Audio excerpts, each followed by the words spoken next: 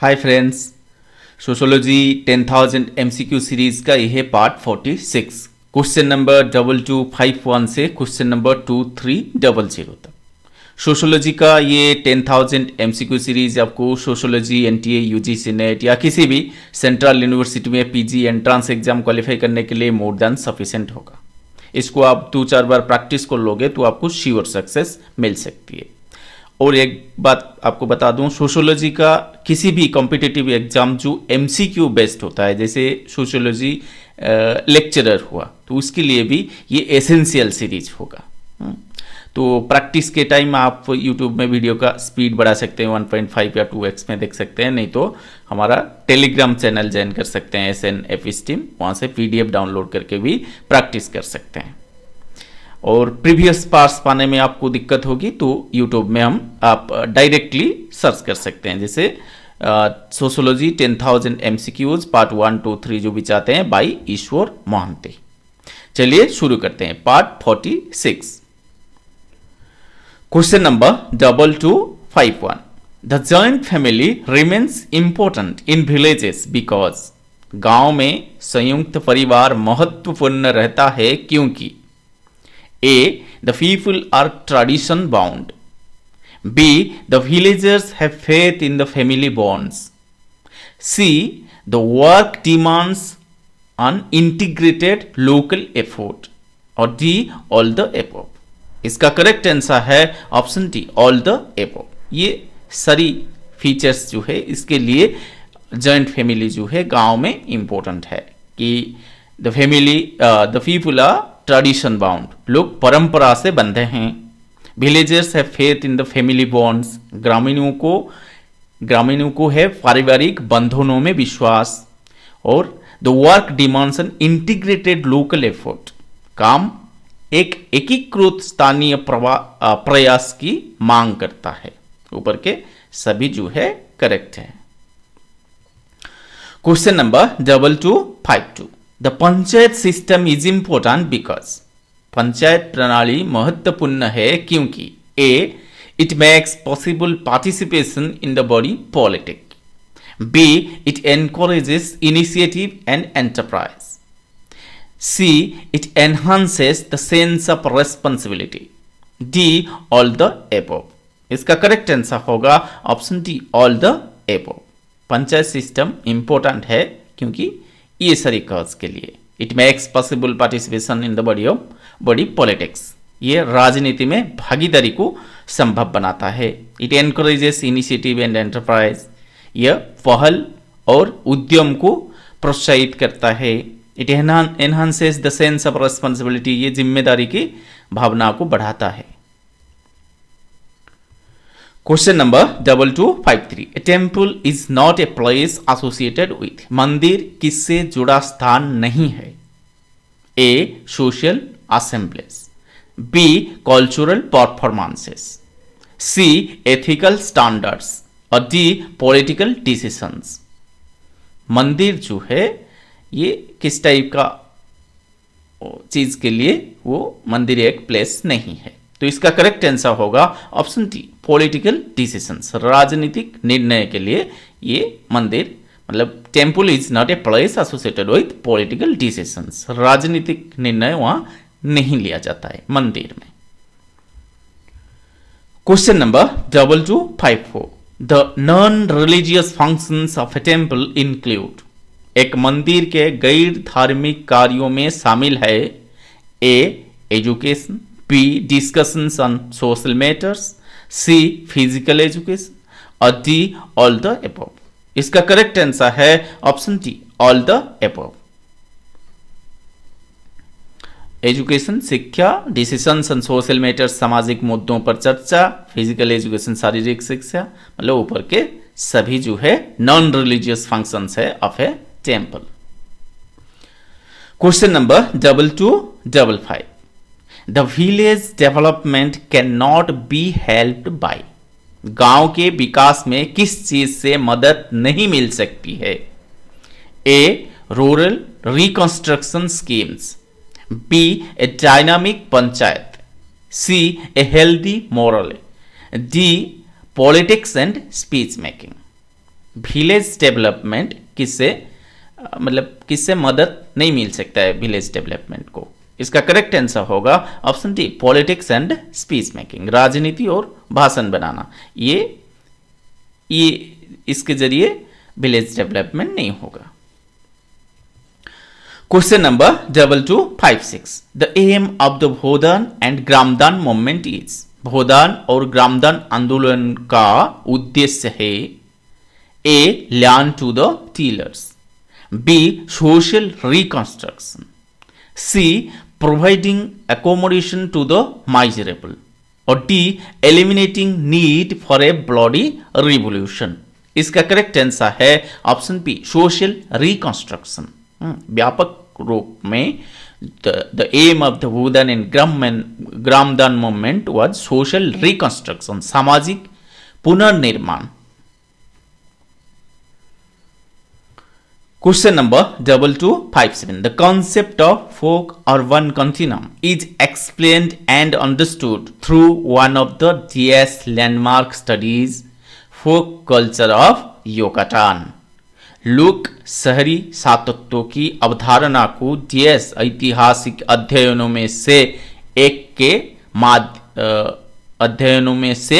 के माध्यम से समझाया और समझा गया है। युकाटान की लोक संस्कृति, इसमें मतलब ये जो फोक कल्चर ऑफ युकाटान ये किसकी स्टडी है? ए, मार्क्स वेबर्स, बी, दुर्खेम्स, और सी, मार्स, और डी, रॉबर्ट रेडफील्ड। इसका करेक्ट आंसर है ऑप्शन डी, रॉबर्ट रेडफील्ड। ये जो युकाटान है मेक्सिको में एक सिटी है युकाटान। Question number 2258. During the field work, rural-urban continuum, 4 distinct types of communities were selected for cross-cultural comparison. These were, क्षेत्र कार्य के दौरान ग्रामीण शहरी सातत्व 4 अलग अलग प्रकार के समुदायों को क्रॉस सांस्कृतिक तुलना के लिए चुना गया था। ये थे ए, Naga, Mijos, Turas and Bales, B, Santals, Oran, Nayars and Turas, C, Marija, Dijas, Chankam and Taski, और D, none of the above। इसका करेक्ट आंसर है option C, Merida, Dzitas, Chan Kom and Tusik. Question number 2259. The sector theory of urban growth was proposed by, शहरी विकास का क्षेत्र सिद्धांत किसके द्वारा प्रस्तावित किया गया था?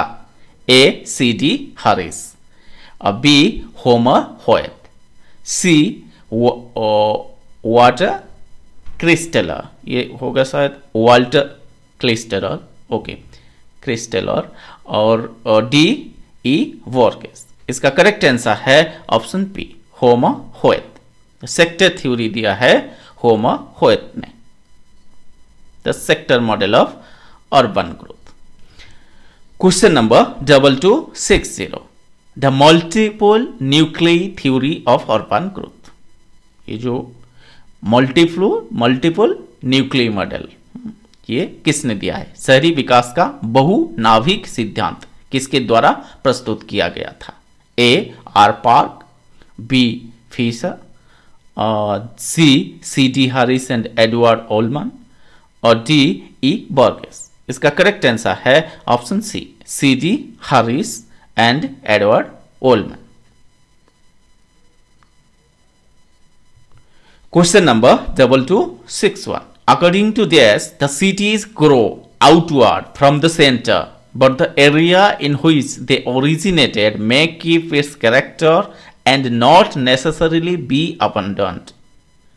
DS के अनुसार शहर केंद्र से बाहर की ओर बढ़ते हैं, लेकिन जिस क्षेत्र में वे पैदा हुए हैं वो अपना चरित्र बनाए रख सकता है और जरूरी नहीं है कि उसे छोड़ दिया जाए।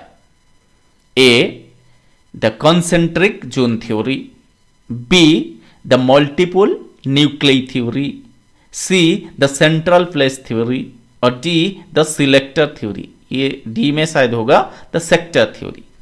ओके, इसका करेक्ट आंसर होगा option D the sector theory, क्षेत्र सिद्धांत। क्वेश्चन नंबर 2262, क्लाउड फिशर ने प्रस्तावित किया। तो क्लाउड फिशर जो है वो कौन सा थ्योरी या कौन सा मॉडल दिया है? A the sub cultural theory, B the compositional theory, C the central place theory और D none of the above. इसका करेक्ट आंसर है option A the sub cultural theory या sub cultural model of urban growth. ये उप सांस्कृतिक सिद्धांत ने जो क्लाउड फिशर ने दिया है। Question number 2263, according to this the chief function of country, villages and towns is to be centers for their rural surrounding as well as mediators between local commerce and outside world। देश के अनुसार देश गांव और कस्बों का मुख्य कार्य अपने ग्रामीण परिवेश के साथ साथ स्थानीय वाणिज्य और बाहरी दुनिया के बीच मध्यस्थ होना है। A the sub cultural theory, B the multiple nuclear theory, C the central place theory और D the concentric zone theory. इसका करेक्ट आंसर है option C the central place theory, केंद्रीय स्थान सिद्धांत। ये दिया है Walter Christaller. Walter Christaller propose the central place theory in 1933। Question number 2264, peasant society and culture was the work of. किसान समाज और संस्कृति किसकी पुस्तक थी? ए Robert Redfield, B Durkheim, C Charles Darwin और डी कार्ल मार्क्स। इसका करेक्ट आंसर है ऑप्शन ए रॉबर्ट रेडफील्ड। ये first published in 1956, peasant society and culture. Question number 2265, changing attitudes through social contact was written by. सामाजिक संपर्क के माध्यम से दृष्टिकोण बदलना, ये किसके द्वारा लिखा गया था? A P K Hart and H H Kelley, B J M Mogey and L Festinger और C L Festinger and H H Kelley, D R E Dickinson and P K Hart. इसका करेक्ट आंसर है option C L Festinger and H S Kelley. उनके द्वारा ये किताब लिखा गया था, changing attitudes through social contact, 1951 में फर्स्ट पब्लिश हुआ था। Question number 2266, an approach to urban sociology was the work of. An approach to urban sociology किसके द्वारा लिखा गया था? ए फीमोन, बी एजरिस, सी एंथेनिस और डी पी के हट। इसका करेक्ट आंसर है ऑप्शन ए पी के पी मन। एक्चुअली ये पीटर एच मन एंड पीटर मन, ये दोनों लिखे थे, पीटर एच मन एंड पीटर मन, इनके द्वारा लिखा गया, ये दोनों के द्वारा लिखा गया था an approach to urban sociology, first published in 1965।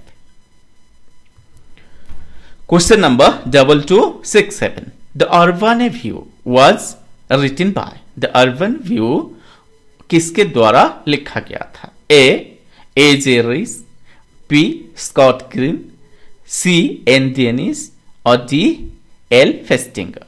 इसका करेक्ट आंसर होगा ऑप्शन बी, और ये स्कॉट ग्रीन नहीं है, स्कॉट ग्रेयर है। लास्ट में जो एन है, एन नहीं आर है, GREER, स्कॉट ए ग्रेयर।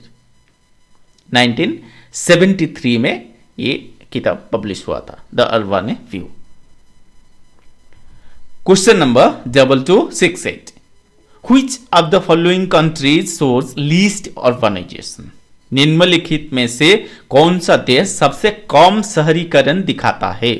इनमें से मतलब कौन सा देश जो कम अर्बन है, मतलब अर्बन पॉपुलेशन कम है किस देश में? इसका करेक्ट आंसर है India, option B India. India में जो अर्बन पॉपुलेशन है अकॉर्डिंग टू लेटेस्ट डाटा 2021 अभी है 35.39, लेकिन पाकिस्तान में हमसे ज़्यादा है 37.4, और ब्राज़ील में तो बहुत है 87.32% urban population. Question number 2269, which of the following is the most urbanised state among the inland states? निम्नलिखित में से कौन सा अंतर्देशीय राज्यों में से सबसे अधिक शहरीकृत राज्य है? इनमें से किस राज्य में मतलब अर्बन पॉपुलेशन ज्यादा है? इसका करेक्ट आंसर है ऑप्शन बी, पंजाब। इनमें से मतलब ये चारों में से मतलब पंजाब में 37.48% है। मोस्ट अर्बनाइज्ड स्टेट हुआ Goa 62.17%, and most urbanised union territory है national capital territory of Delhi 97.5% urban population. ये सब है according to the census data of 2011 का। Question number 2270, the states which have the highest degree of urbanisation in India are? Bharat में सबसे अधिक शहरीकरण वाले राज्य हैं, मतलब कंपैरिजन में ये जो चार ऑप्शन दिए में हैं, तो इनमें से कौन तीन राज्य जो है बाकी ऑप्शन से ज्यादा होगा एवरेज? तो इसका करेक्ट आंसर है option C, Maharashtra, Tamil Nadu, West Bengal. इनके ये सारे डाटा है, तो एवरेज हिसाब से ये जो ऑप्शन सी होगा, महाराष्ट्र, तमिलनाडु, वेस्ट बंगाल, ये ज्यादा होगा बाकियों में से।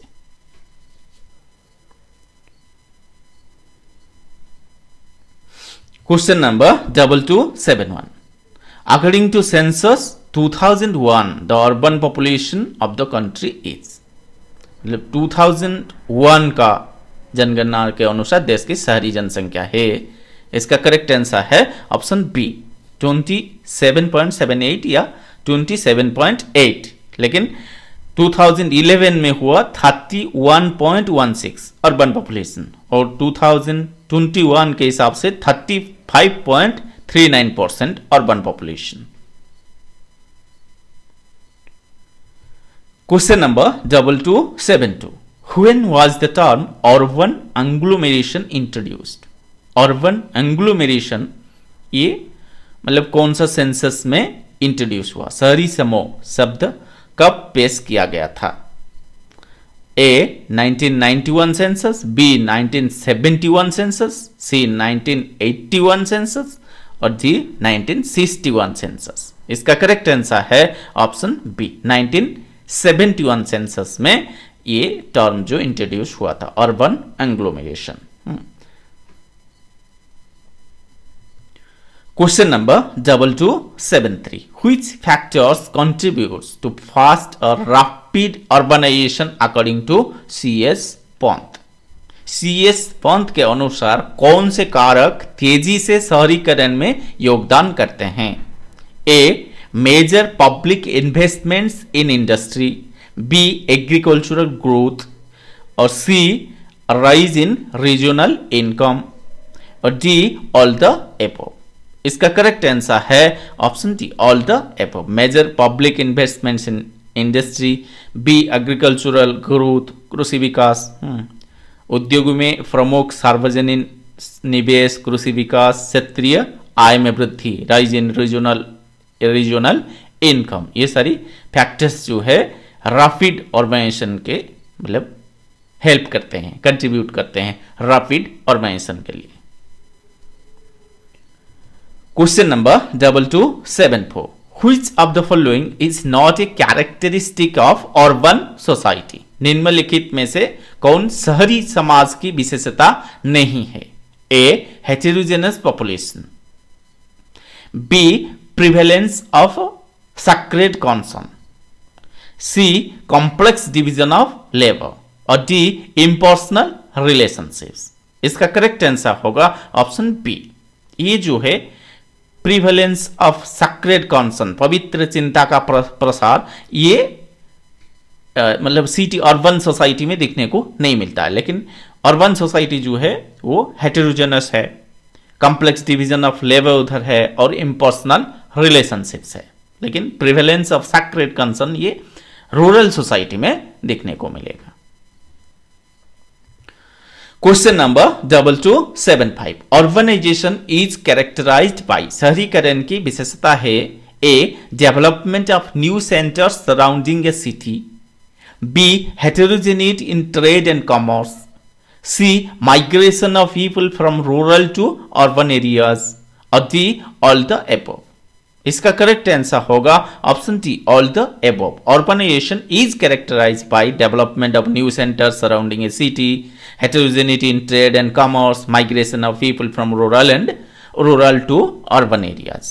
शहरीकरण की विशेषता है एक शहर के आसपास के नए केंद्रों का विकास, व्यापार और वाणिज्य में विषमता, ग्रामीण से शहरी क्षेत्रों को लोगों का पलायन।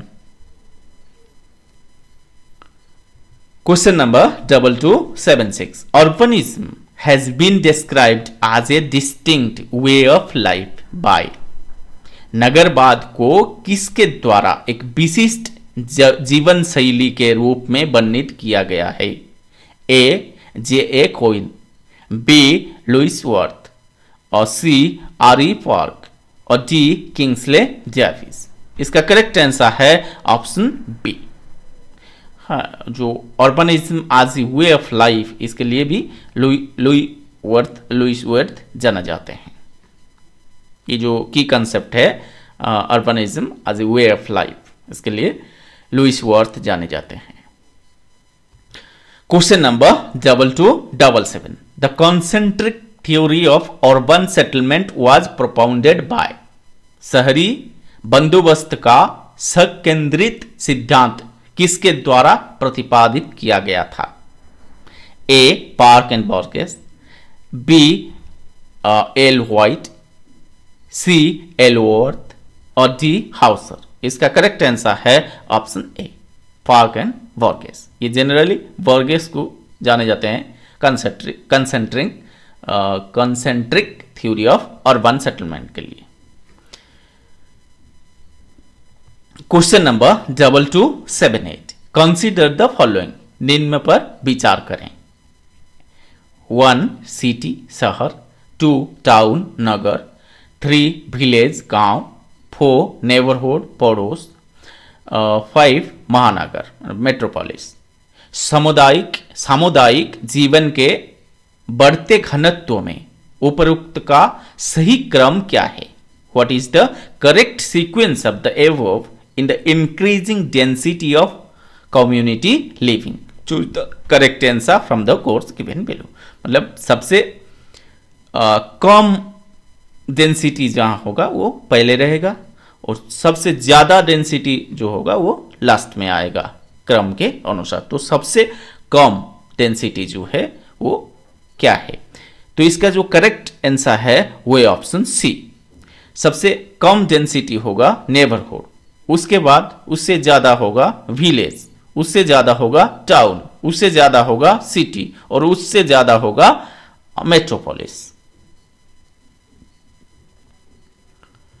Question number 2279, the town is a DS community, शहर एक डीएस समुदाय है।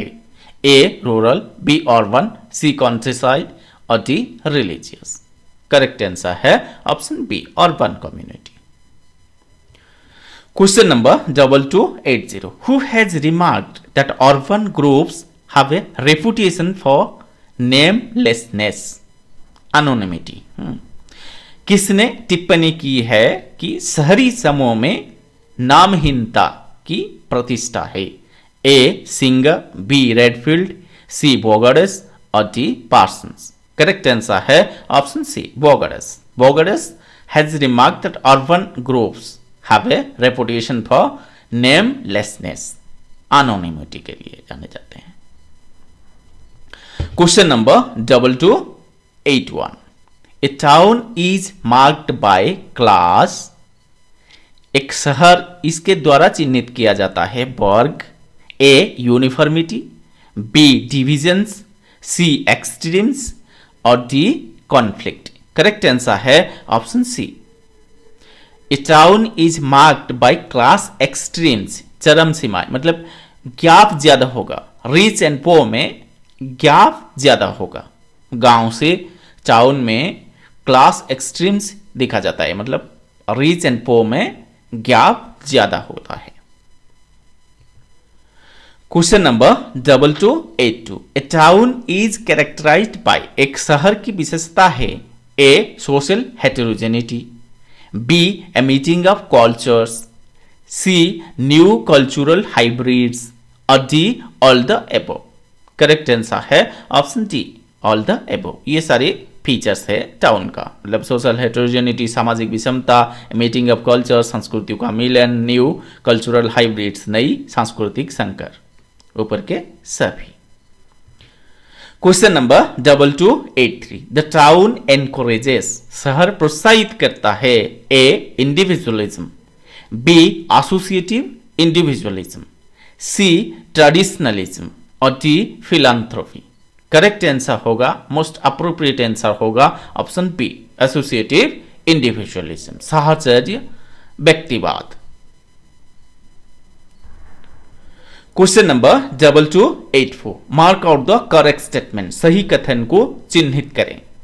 ए town is a large village, B A town serves only villages, C a town has know influence over surrounding areas, D a town is a multi functional unit. Correct statement होगा option D, a town is a multi functional unit, एक शहर एक बहु क्रियाशील इकाई है। Question number 2285, a town and a city have in common, एक नगर और एक शहर में समानता है A multiplicity of functions, B quick means of transport, C specialised occupations और D all the above. Correct answer है option D, all the above. Multiplicity of functions, कार्यों के बहुलता, क्विक मीन्स ऑफ ट्रांसपोर्ट, परिवहन के त्वरित साधन, और स्पेशलाइज्ड ऑक्यूपेशंस, विशिष्ट व्यवसाय। Question number 2286, a town is marked by, एक शहर किसके द्वारा चिन्हित किया जाता है? A influence over surrounding areas, B a highly complex differentiation, C fulfilling the service functions of a city, D uniform spread across the nation. A town is marked by, इसका correct answer होगा option A, a town is marked by a highly complex differentiation, एक अत्यधिक जटिल विविधीकरण। एक शहर का मतलब एक शहर इससे पहचाना जाता है। Question number 2287, all higher civilisations are urban because, सभी उच्च सभ्यताएं शहरी हैं क्योंकि A only the rich live in cities, B cities are political centers, C specialization leads to adequate development, D cities are economic centers। इसका correct answer होगा option C, all higher civilizations are urban because specialization leads to adequate development, विशेषज्ञता पर्याप्त विकास के ओर ले जाती है। Question number 2288, urbanism has not been brought about by, urbanism has not been brought about by, शहरीकरण किसके द्वारा नहीं ला गया है? A modern transport system, B politicization, C modern means of communication और डी स्पेशलाइजेशन। करेक्ट आंसर है option B, urbanism has not been brought about by politicization, शहरीकरण राजनीतिकरण के द्वारा नहीं ला गया है। Question number 2289, Stevenage, a sociological study of a new town was the work of, Stevenage एक नए शहर का समाजशास्त्रीय अध्ययन किसकी पुस्तक थी? ए V K Hatt, B J M Mogey, C H Orleans और D none of these. Correct answer है ऑप्शन सी, हेरोल्ड ओरलन्स। ये जो स्टीवेनेस है मतलब लंदन से 25-30 किलोमीटर दूर एक टाउन है, तो यूके में है Stevenage. Question number 2290, the earliest cities in India were found. भारत में सबसे पहले शहर पाए गए A during British rule, B after independence, C in Ashoka's reign और D in the Indus valley civilisation. इसका करेक्ट आंसर है option D, in the Indus valley civilisation. Earliest cities in India were found in the Indus valley civilisation, Sindhu घाटी सभ्यता में। तो town planning वहां देखने को मिला था। Question number 2291, the earlier civilizations such as DS rose and declined as their cities rose in power and waned in influence। जैसे जैसे उनके शहर सत्ता में आए और प्रभाव में कमी आई, सबसे शुरुआती सभ्यताएं जैसे DS बढ़ी और घटी। A Egyptian, B Greek and Roman, C Roman and Egyptian और D Egyptian Greek and Roman. Correct answer है ऑप्शन डी, ये सारे मतलब इजिप्शियन ग्रीक एंड रोमन, मीशा Greek Roman. Question number 2292, DS resources lead to the growth of cities. DS संसाधन शहरों के विकास की ओर ले जाते हैं। A paucity of, B investment of, C surplus और D none of this. Correct answer है ऑप्शन सी, सरप्लस, अत्यधिक, अधिक्य और अतिरिक्त। अधिक्य या अतिरिक्त जो है surplus resources lead to the growth of cities. Surplus होगा तो सिटी ग्रो होगा। सबसिस्टेंस लेवल में रहेंगे, जितना ही आमदनी है उतना ही खा देते हैं, तो सिटी मतलब मार्केट वो सब कैसे डेवलप होगा? तो सरप्लस रिसोर्सेस आएगा तो सिटी ग्रो करेगा। Question number 2293, the early cities rested on the foundation of. प्रारंभिक नगरों की नींव है A slavery, B taxation, C forced labour और D all of this. Correct answer है option D, all of this. The early cities rested on the foundation of slavery, taxation and forced labor। प्रारंभिक नगरों की नींव है गुलामी, कर लगाना और जबरन मजदूरी कराना। Question number 2294, in modern times DS has particularly promoted the growth of cities। आधुनिक समय में DS ने विशेष रूप से शहरों के विकास को बढ़ावा दिया है। A trade, B democracy, C industrialization और डी कंप्यूटराइजेशन। मॉडर्न टाइम्स में किस चीज के लिए सिटी जो है ग्रो किया है? करेक्ट आंसर होगा ऑप्शन सी, इंडस्ट्रियलाइजेशन, औद्योगिकरण। तो in modern times industrialisation has particularly promoted the growth of cities. Question number 2295, the central place theory is associated with. केंद्रीय स्थान सिद्धांत संबंधित है A Gans, B Christaller, C Forges and D Hoyle. इसका correct answer है option B, Walter Christaller. Question number 2296, a city ops as a DS between local commerce and large economy। एक शहर स्थानीय वाणिज्य और बड़ी अर्थव्यवस्था के बीच DS के रूप में कार्य करता है। ए ब्रिज, बी मीडिएटर, सी हडल और डी लिंक। करेक्ट आंसर है ऑप्शन बी, मीडिएटर, मध्यस्थ। ए city acts as a mediator between local commerce and large economy। Question number 2297. Borges put forward the DS theory of the development of the city. Borges ने शहर के विकास के लिए DS सिद्धांत को सामने रखा. A. Central place, B. Concentric zone, C. Compositional और D. Subcultural. Correct answer है option B, concentric zone theory, सकेंद्रित क्षेत्र. Borges put forward the concentric zone theory of the development of the city. Question number 2298. Borges based his hypothesis on a diagrammatic study of. Borges ने अपनी परिकल्पना किसके आरेखिक अध्ययन पर आधारित की? मतलब कौन सा सिटी को स्टडी करने के बाद वो जो कंसेंट्रिक जोन थ्योरी दिया है.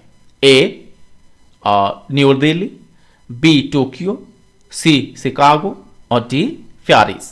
करेक्ट आंसर है option C, Chicago.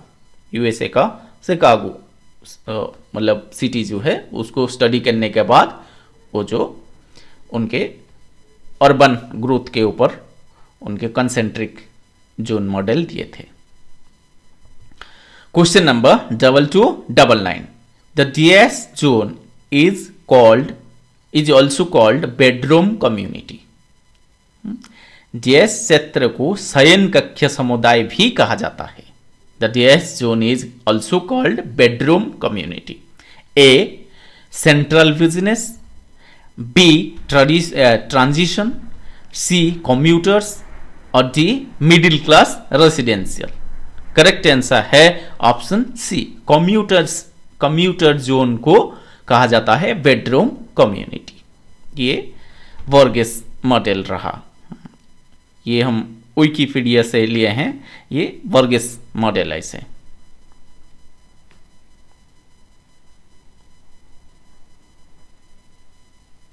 Question number 2300. According to Burgess The crime rate is highest in the DS zone. Burgess के अनुसार अपराध दर DS क्षेत्र में सबसे अधिक होगा. मतलब किस जोन में क्राइम रेट ज्यादा है? ए सेंट्रल बिजनेस, बी ट्रांजिशन, सी वर्किंग क्लास रेसिडेंशियल और डी कम्यूटर्स. करेक्ट आंसर होगा ऑप्शन बी, ट्रांजिशन. और अवस्था परिवर्तन कालिक. हाँ, अवस्था परिवर्तन कालिक. तो जो ट्रांजिशनल जोन है वहां क्राइम रेट ज्यादा है, ये बोर्गेस के स्टडी के अनुसार. ओके फ्रेंड्स, इस पार्ट में इतना ही. Thanks for watching. यदि चैनल सब्सक्राइब नहीं किया तो प्लीज़ सब्सक्राइब कर दीजिएगा. लाइक शेयर कमेंट जरूर कीजिएगा ताकि हमें थोड़ा बूस्ट मिल जाए. और हमारा Telegram channel SNF steam Jain करके वहाँ से PDF डाउनलोड करके भी आप प्रैक्टिस कर सकते हैं.